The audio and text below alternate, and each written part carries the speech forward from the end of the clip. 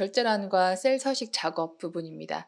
아래쪽 빨간색 점선 박스 부분을 보시면 결제란, 그리고 채우기 색, 유효성 검사, 셀 서식 표시 형식, 그리고 구매자 수를 지정하라고 하는 이름 정의까지 나와 있습니다.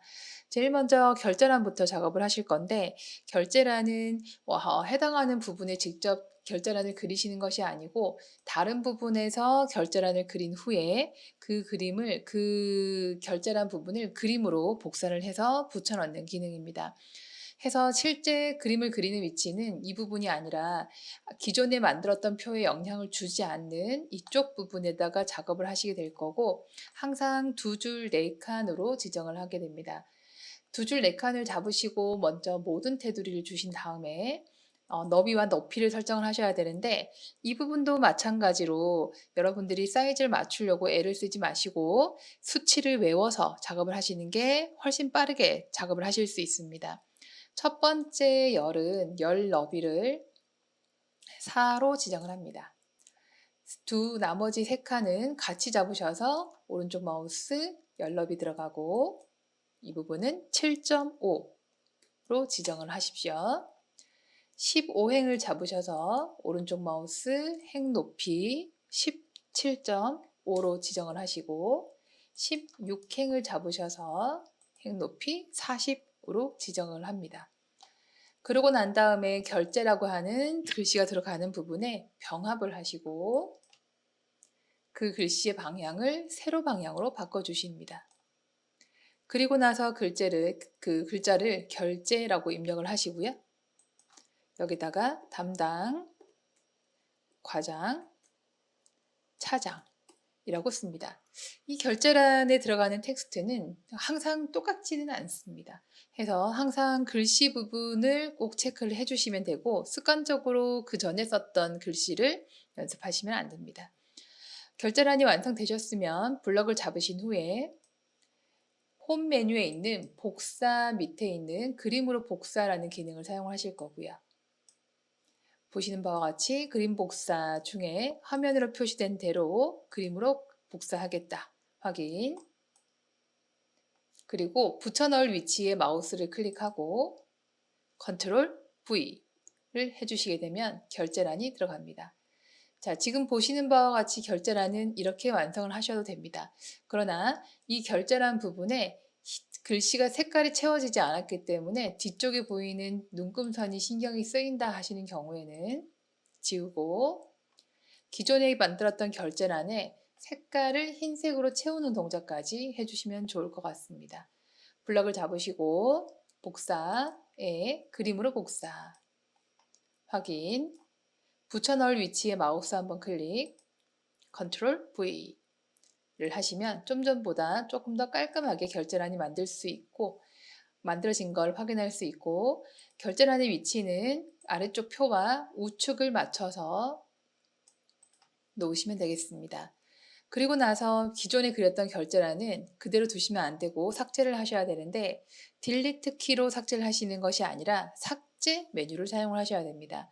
삭제 메뉴를 쓰시기 위해서 K부터 M까지 알파벳 머리 부분을 잡으시고 오른쪽 마우스 삭제 해서 지워주시면 되겠습니다. 자, 다음으로 색깔 채우기 부분입니다. 이 부분은 항상 같은 범위, 항상 같은 색이 나오니까 보시면 어려운 부분은 아니라고 볼 수 있고요.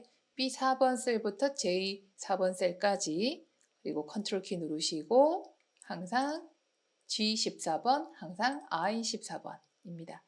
그렇게 컨트롤 키를 사용해서 색깔이 들어가는 부분을 한 번에 선택하신 다음에, 자, 채우기 색에서 표준색의 주황 색깔을 넣어주시면 되겠습니다. 다음으로 유효성 검사입니다. 유효성 검사는 항상 H14번 셀에 들어가는 부분이고, H14번 셀을 잡은 상태에서 데이터 메뉴, 데이터 유효성 검사 들어오시면 문제에서는 제한 대상이 모든 값으로 되어 있는데 이 부분을 목록으로 바꿔주시고요. 목록으로 입력될 수 있는, 입력이 허용되는 데이터를 선택을 해주시는 건데, 이 허용되는 데이터가 항상 여기에 있는 그 워크시트에 있는 특정 셀이라고 보시면 되겠습니다. 그래서 이 부분을 이제 범위를 잡아주시는 거죠. 그런데 이 상태에서 범위를 잡아주시는 것이 아니라 항상 원본 부분을 클릭을 하고 그 다음에 범위를 잡아주십니다.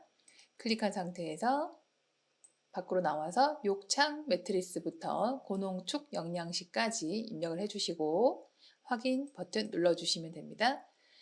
데이터 유효성 검사가 목록형으로 지정되었을 때는 보시는 바와 같이 단추가 생기게 되고 단추를 클릭했을 때 첫 번째 데이터를 선택하시면 유효성 검사는 마무리가 됩니다. 자, 다음으로 셀 서식 메뉴입니다. 셀 서식 메뉴는 이 5번 셀부터 이 12번 셀까지 데이터에 쉼표가 들어가고 명자가 들어가는 게 나와 있는데요. 이 부분은 해당하는 부분을 범위를 잡으시고 컨트롤 1번 눌렀을 때 표시 형식으로 가시고 이 표시 형식 문제 중에서 기존에 이미 설정되어 있는 표시 형식이 아닌 사용자가 직접 만들어서 사용하는 표시 형식 부분으로 넘어오십시오. 여기에서 그 메뉴 중에서 샵, 컴마, 샵샵 0이라고 하는 걸 볼 수 있는데 이 표시 형식이 쉼표를 알아서 넣어주는 표시 형식이라고 보시면 되겠습니다.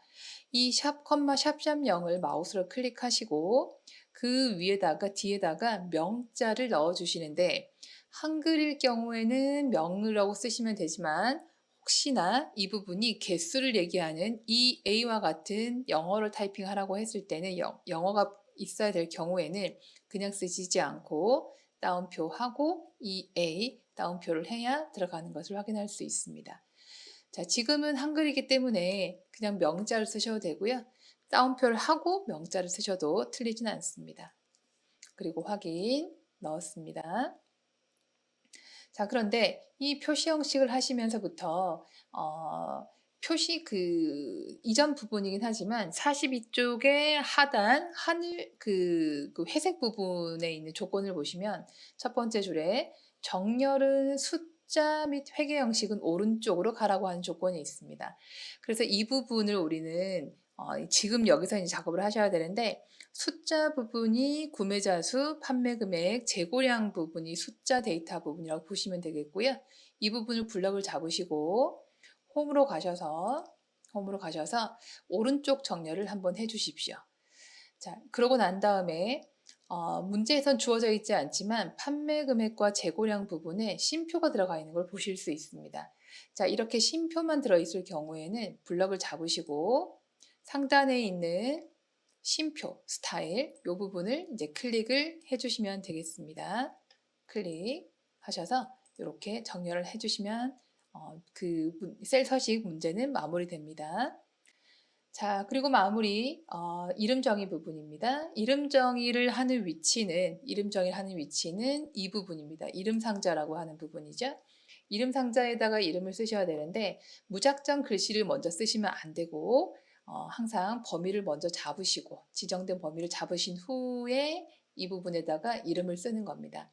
이름을 쓸 때는 글씨가 틀리지 않게 조심하셔야 되고 잘못 입력하게 되면은 특정 메뉴로 가서 수정하셔야 되기 때문에 다소 번거롭습니다.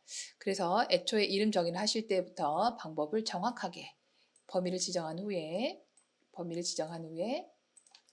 이름 상자에 지정된 이름을 입력을 하시고 글씨가 틀렸는지 확인 후에 엔터를 하시면 되겠습니다. 자, 그러나 어쩔 수 없이 우리는 실수를 할 수 있게 되고 실수를 할 경우에는 이름 상자 이름을 잘못 지정했을 경우에는 수정하는 방법이 있습니다. 수식 메뉴에 오시게 되면 이름 관리자라는 메뉴가 있고요. 이 이름 관리자를 클릭을 하셔서 보시면은 현재 지정된 이름을 삭제하실 수 있게 됩니다. 혹시나 실수하셨을 때 활용하시면 되겠습니다. 자, 이렇게 일작업 내용은 함수와 조건부 서식을 제외한 모든 부분이 여기까지 설정이 되면 되겠습니다. 자, 그래서 오늘 설명은 여기까지 정리하겠습니다.